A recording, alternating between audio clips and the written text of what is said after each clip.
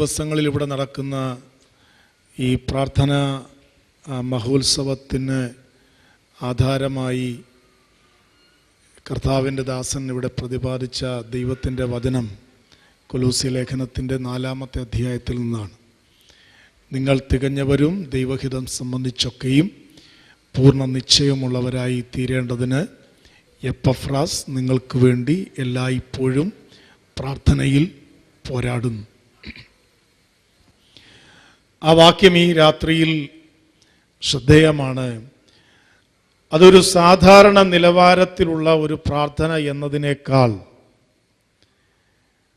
അത് ആഴമായ ആത്മദാഹമുള്ള ഒരു ദൈവഭക്തൻ്റെ പ്രാർത്ഥനയാലുള്ള യുദ്ധത്തെ സൂചിപ്പിക്കുകയാണ്. തിരുവചനത്തിൻ്റെ താളുകളിൽ രേഖപ്പെടുത്തിയിരിക്കുന്ന ശ്രദ്ധേയമായ ചില പ്രാർത്ഥനകൾ ഇന്ന് രാത്രി ധ്യാനിക്കുന്നത് നമ്മുടെ പ്രാർത്ഥനാ ജീവിതത്തിൻ്റെ നിലവാരത്തിൻ്റെ പുരോഗതിക്ക് നമ്മളെ സഹായിക്കും. നമുക്കേവർക്കും അറിയാവുന്ന പ്രാർത്ഥനയാണ് ഹന്നയുടെ പ്രാർത്ഥന. അത് കേവലം ഒരു തലമുറയ്ക്ക് വേണ്ടി ഒരു സ്ത്രീ നടത്തിയ വിലാപമായിരുന്നില്ല ആ പ്രാർത്ഥന. അതിനേക്കാൾ അർത്ഥവും ഗൗരവവും ഹന്നയുടെ പ്രാർത്ഥനയ്ക്കുണ്ട്. കാരണം ഹന്ന ദൈവസന്നിധിയിൽ ആവർത്തിക്കുന്ന ഒരു പ്രാർത്ഥനയുടെ വാചകം യഹോവയുടെ സന്നിധിയിൽ നിവേദിക്കാൻ എനിക്കൊരു തലമുറയെ വേണമെന്ന്. കേവലം ഒരു സ്ത്രീയുടെ തലമുറയില്ലായ്മ പരിഹരിക്കാൻ നടത്തിയ ഒരു പ്രാർത്ഥനയല്ല ഹന്നയുടേത്. ഹന്നയുടെ പ്രാർത്ഥനയ്ക്ക് ആഴമായ ദർശനമുണ്ട്. ആഴമായ ദർശനം അവളുടെ അധരത്തിൽ നിന്ന് വെളിപ്പെട്ട പ്രാർത്ഥനാ വാചകങ്ങളിൽ രേഖപ്പെടുത്തി. യഹോവയ്ക്ക് നിവേദിക്കാൻ എനിക്കൊരു തലമുറയെ വേണം.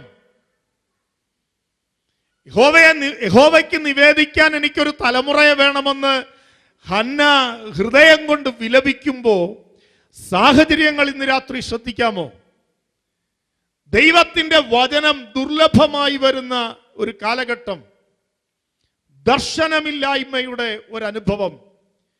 ഒരു കാലത്ത് ദൈവദത്തമായ ദർശനങ്ങളും ആലോചനകളും പങ്കുവയ്ക്കാൻ നിയുക്തരായി മാറിയ ഏലിയെ പോലെയുള്ള ബഹുമാന്യർ നിദ്രയിലേക്ക് വഴുതി വീണ കാലഘട്ടത്തിൽ എത്ര സുന്ദരമാണ് ആ ഭാഗങ്ങൾ.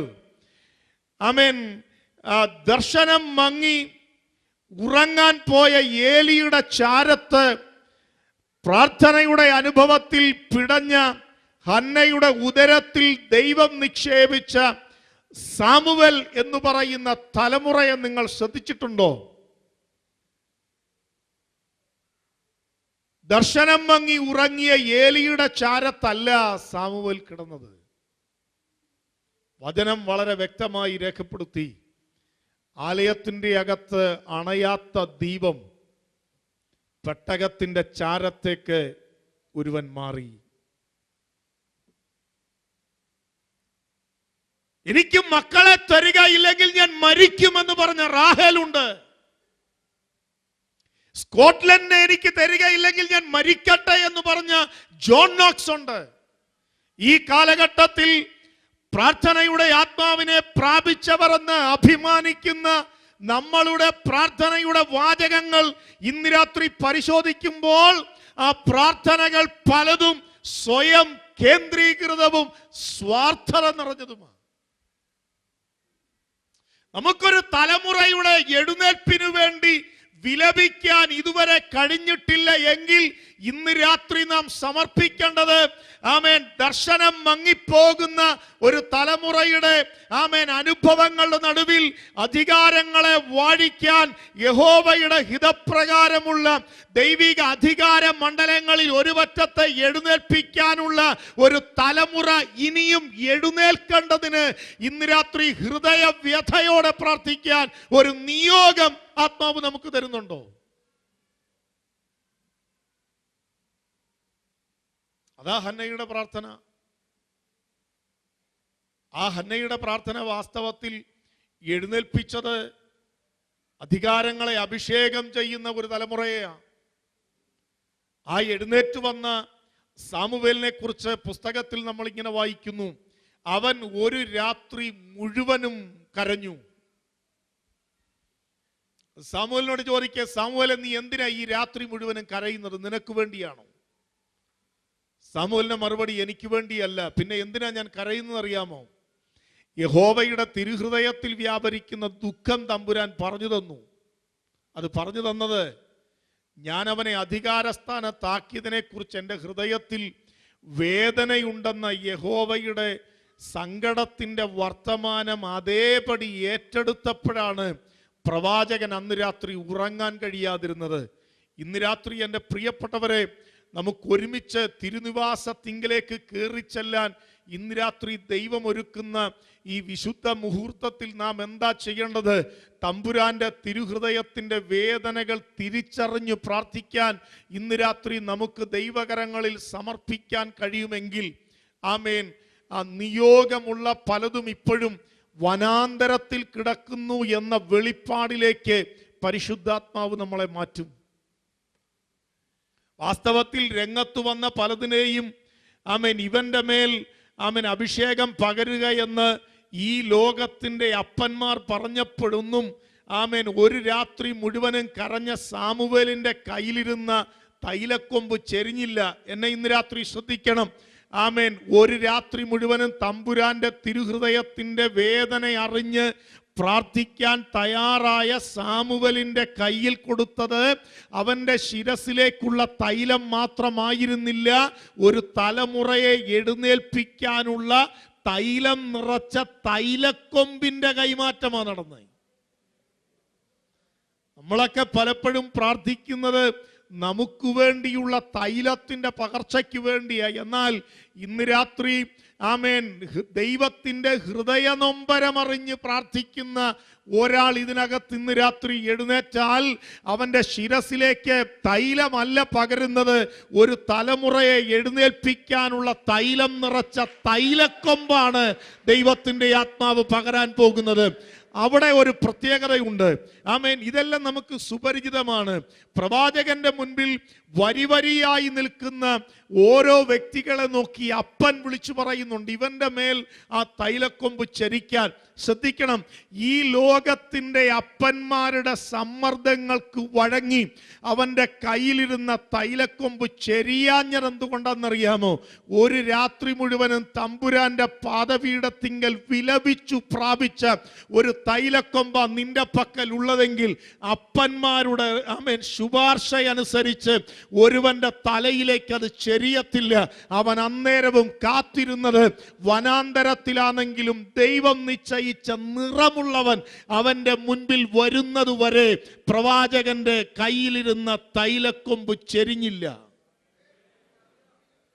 എന്നെ ശ്രദ്ധിക്കണം, യോഗത്തിൽ വരുന്ന മുഴുവൻ ആമേൻ വ്യക്തികളുടെ ശിരസിന്റെ മേലും പകരാനുള്ള തൈലക്കൊമ്പല്ല ആമേൻ പ്രാർത്ഥനയിൽ പോരാടി എഴുന്നേറ്റ് വരുന്നവന്റെ കയ്യിൽ സ്വർഗം പകരുന്നത്. അത് ദൈവം കൽപ്പിച്ച നിറമുള്ളവൻ വന്നാൽ രാത്രി മുഴുവനും കരഞ്ഞവൻ ആ നിറമുള്ളവനെ തിരിച്ചറിയാൻ കഴിയും.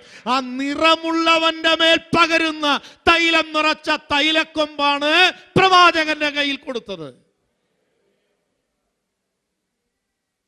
ആമേൻ. അങ്ങനെയൊക്കെയുള്ള ശുശ്രൂഷകൾ തിരുവചന പുസ്തകത്തിന്റെ താളുകളിലുണ്ട്, പക്ഷേ വർത്തമാന കാലഘട്ടത്തിൽ കാണുന്നില്ല എന്ന് നിങ്ങളുടെ ഹൃദയത്തിൽ ഇന്ന് രാത്രി ഒരു ദുഃഖമുണ്ടെങ്കിൽ ഈ രാത്രി നിങ്ങൾക്ക് പ്രാർത്ഥിക്കാൻ ആരംഭിക്കാം.